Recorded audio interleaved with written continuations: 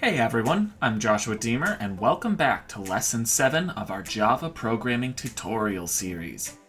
Let's jump right into the lesson.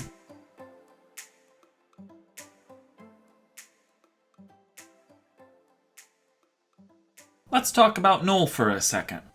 Null literally means nothing. If you set something equal to null, it's going to equal nothing. So how do we use null in code? Well, null is a value. However, if I were to type int a equals null, this would not work. You'll notice that it is a keyword, but it won't work because you cannot set a primitive data type to null. You will have to use the class version instead, capital I integer. Or you can use such as a string, but primitive data types like int, lowercase double, float, these do not work with null. So let's say we have string name equals null. Well, this means that name is going to equal nothing. So if you have nothing to assign it to at the moment, then you can say it's null. So here we can say if name equals null, then let's set name equal to Joshua. Otherwise,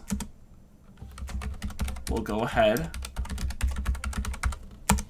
and print out the name was not null. Okay? And then here, we're going to say system.out.println, the name was null. Okay, so if we run this, you can see which one's going to run because this says dead code, but if we run this, it says the name was null and it set name to Joshua. So now, down here, let's also add println and add the name. So let's run this again. It says Joshua because we now set name to a value inside of this if statement. But if we were to go ahead and say Deemer here and run it, it says the name was not null and it set it to Deemer. So you can use null to compare something. Checking to see if a variable is null is valid in the coding world. Of course, it's not going to look as simple as this, but in the future you can do so. So let's talk about something a little more advanced now that we know about null. So let's say that we have this kind of structure, okay? This you would never see really if true anywhere in proper code, but let's just say for example's sake that it looks like this, okay? Well, because of scope, we can't use these three variables. In order to use them, we need to place name inside of this final if statement. But what if I wanted to use it out here? Well, what we can do, instead of saying name down here, we can initialize it up top, because this code will run from top to bottom. So let's set it equal to null. It's not going to be equal to anything right now. So let's say someone inputted their name and it was null, so we gotta set a default name for it, and we'll use my name for that. So what we can say is if name is equal to null, then go ahead and set the name equal to Joshua first. Then let's do some concatenating. So if true, then let's say name plus equals space, and then we'll say name plus equals Deemer. So if you remember the plus equals operator, we really only used it for integers, doubles, basically numbers. And you can add numbers that way and set it equal to itself, but you can also do that with strings. What this will do is it's essentially saying name equals name plus space, just like how it is with an integer. You're adding content to the name which already exists. So if the name is null, then go ahead and set it to Joshua, then concatenate space, then concatenate Deemer. Or we can say string first equals Joshua, like we did before, and we can say equals first. Then here we can say string middle is equal to space, and then set this to middle. Then here, of course, we can say string last is equal to Deemer. And so in this way, now, outside of these if statements, I can say system.out.println name. There's going to be no issues. I run this, and it says Joshua Deemer perfectly fine. You can use scope to your advantage like this if you plan ahead of time. I'm sure you all have experienced crashes in some kind of application or video game you've been playing in your life. Let's go ahead and go over some possible ways that your application or your program could crash. Here are some more so common ways that you could crash your application. For example, let's say you create an integer array of 10 items and you're trying to get the 16th item.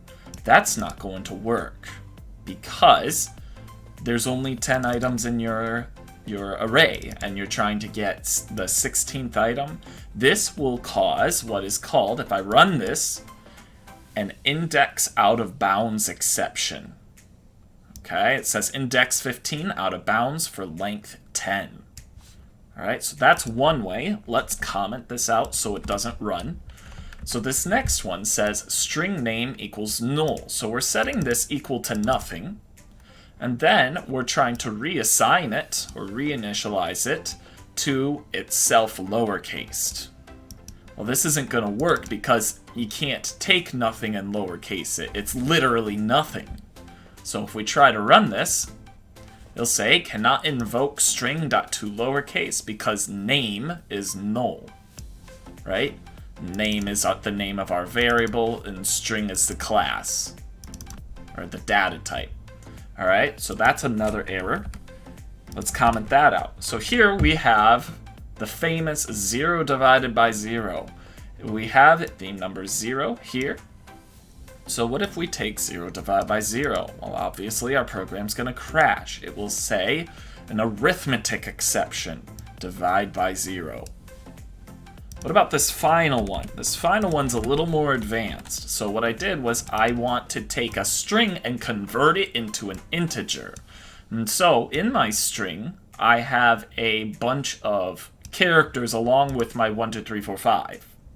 Now when I try to parse the integer and run it, it says number format exception for input string exclamation point A 1 2 3 4 5 1 2 3 C 4 5 A at. Okay, because that's not a valid number. If I were to remove all the characters from it and kept 1 2 3 4 5, you'd see it runs with no issue. Okay, so next question is how do we resolve these without completely crashing the program? To handle these errors, you will need a try-catch block. The syntax for this is try, curly braces. In those curly braces, you put your unsafe code. Then outside of those curly braces, you say catch, and inside of parentheses, you say exception, and then your exception name.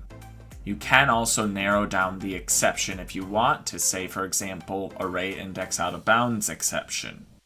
Inside of the curly braces of the catch block, you will put code that will run if there has been an error. You can optionally add a finally after the catch, and in this finally you will put curly braces, and this will run no matter if the try succeeds or the catch caught an exception. Let's go over this in code. So I zoomed out a little bit and added print lines for each variable to give each of them meaning, but let's go ahead and try to salvage this code and make sure that it doesn't crash. So what we can do is here we can say try with a curly brace and a closing curly brace.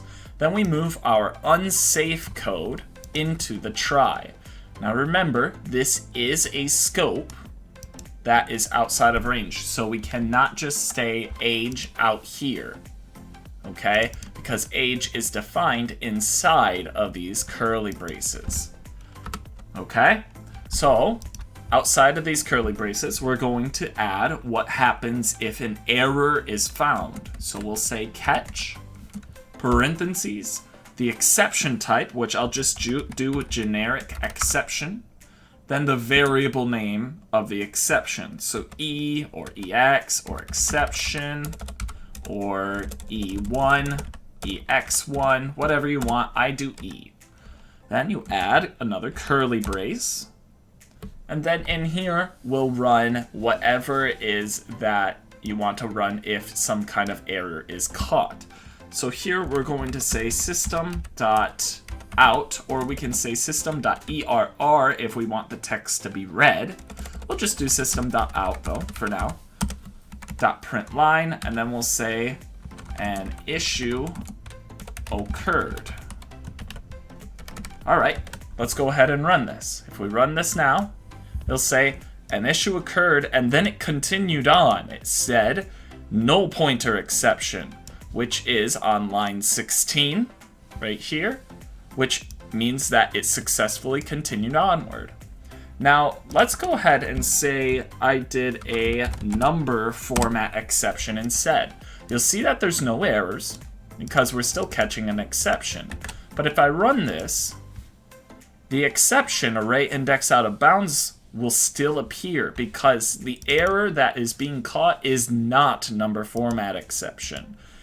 If we want to do multiple exceptions, we can add another catch.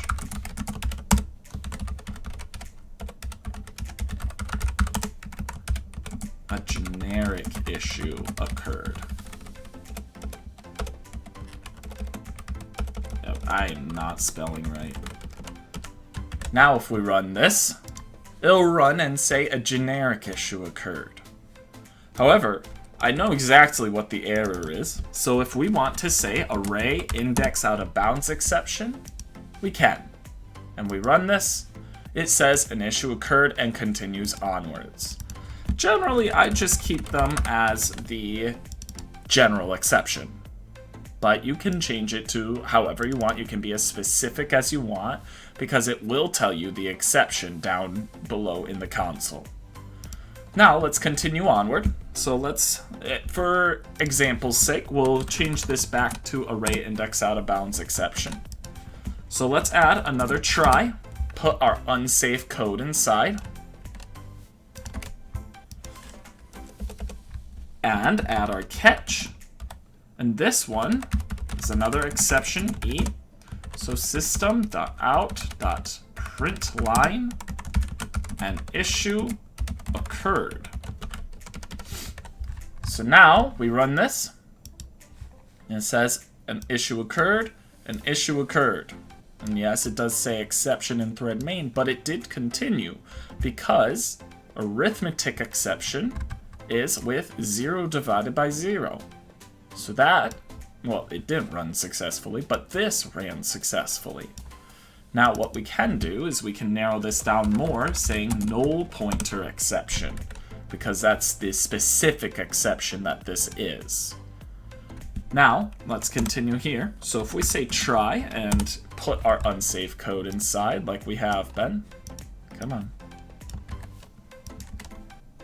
What in the world? Okay, ignore that.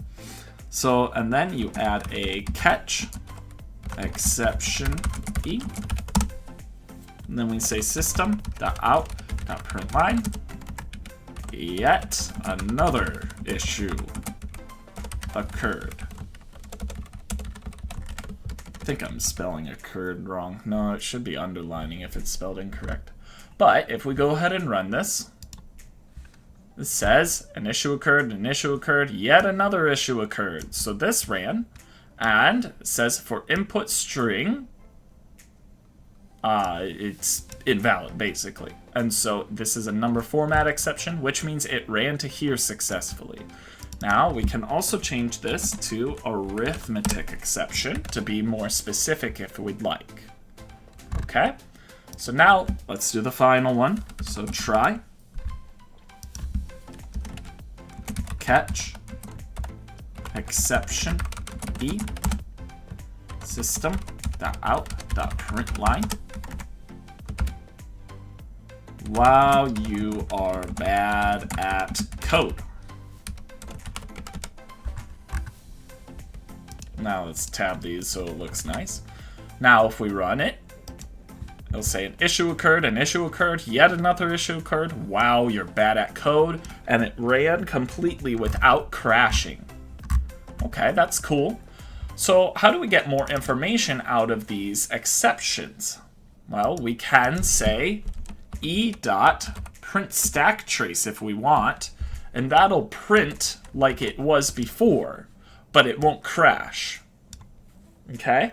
Otherwise, we can say system.out.println e.getMessage, and this will get the message it has for us, which is index 15 out of bounds for length 10. Okay, so you can get more specifics about the error if you would like.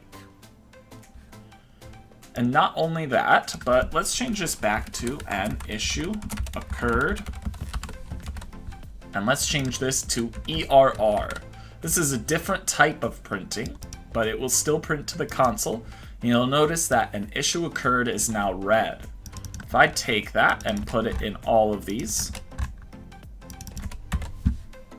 there's no longer any white, it is just red. Then also we have the finally keyword if we wanted to use that. So then we can say system.out.println finally. If we run this, you'll see that finally runs no matter if it is successful or unsuccessful. Now let's change these to be valid. So let's say this is 9 now and run it. Okay, it says 0 because 0 is the default value of an integer since we didn't set 9 to anything. If we set 9 to 100 and run it, now it says 100. Okay, so when you don't set an array's items, the default will be assumed, which a default for an integer is 0. A default for a string is null. Okay, so keep that in mind. Now, let's go ahead and fix this one up. Let's say it's Joshua, all uppercase. We run it. It's not printing an error anymore. That finally is still there. And it says 0, but these issues are still there. Now, let's change this to 1. And let's change this to numbers. We run it. And now there's no more issues, no more errors being printed out, and not only that, but we're no longer crashing. Keep in mind that try and catch isn't necessarily as optimized as saying something along the lines of if array.length is greater than, let's say is equal to 10, then get the age. So let's go ahead and say int age equals 0, and if the length equals 10, then we'll reassign it to whatever the array, the 10th item in the array is. So set it to 100. So if it's 10, then it'll get the 9th. So that way, if I set this to 8, the array does not equal a length of 10. And so this will not run, and so no error will be thrown, which means I don't need this try-catch block anymore. This is a little bit more efficient and optimized than simply having try-catches all over the place. So if you can do this, then do that. Otherwise, feel free to use the try and catch wherever you please. For our practice this time, I want you to go ahead and take 2 of the 4 types of errors I showed before. So we have out of bounds, the array index out of bounds exception, the null pointer exception, the divide by 0 exception, and the number format, if you want to go a little more advanced, exception.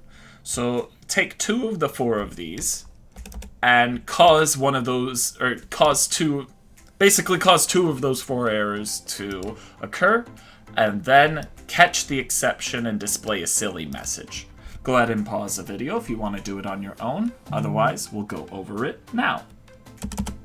So, let's go ahead and say string name equals null and name.to lowercase. Then, otherwise we can just do uppercase. 2. It doesn't matter either way. You'll see that it underlines here, and that's because it is warning you about a null pointer access. So, let's also do int. Actually, let's do a list of strings. List equals a new array list. I'm doing this a little bit differently than we did it before, but this is valid because an array list is a list. But technically, you guys would do it like this. But this is just my personal coding preference. But if I go ahead and say list.getText, let's run this. And it's null here. Let's comment this error code out and run this. And it's out of bounds here. Awesome. So we got 2 of the errors that I showed before. Now let's go ahead and catch them. So let's try catch null pointer exception E. And then let's go ahead and system.error.println. Did you really just make a null pointer and simply try to use it? Bruh. That works. Then we can say try. Surround this. And then a catch. Array. Excuse you. Array index out of bounds exception. And then system.error.println. Yikes. Didn't even add a single item. Yet you tried to get the 10th or the 11th one. And then let's indent these and run it. Okay. Oh, this is just index out of bounds exception. Ah, I guess I'm not using the same ones as you guys, but we'll just go through with it. Index out of bounds exception. So let's run it now. Did you really just make a null pointer and simply try to use it? Bruh. Yikes, didn't even add a single item, yet you tried to get the 11th one? Awesome. We got insulted by our own code. Nice. That's the end of this episode. Next episode, we will be covering loops in Java. Thanks for watching. Feel free to comment what your thoughts are on the series so far down below. Don't forget to like, subscribe, and ring the bell so you don't miss a video. Bye!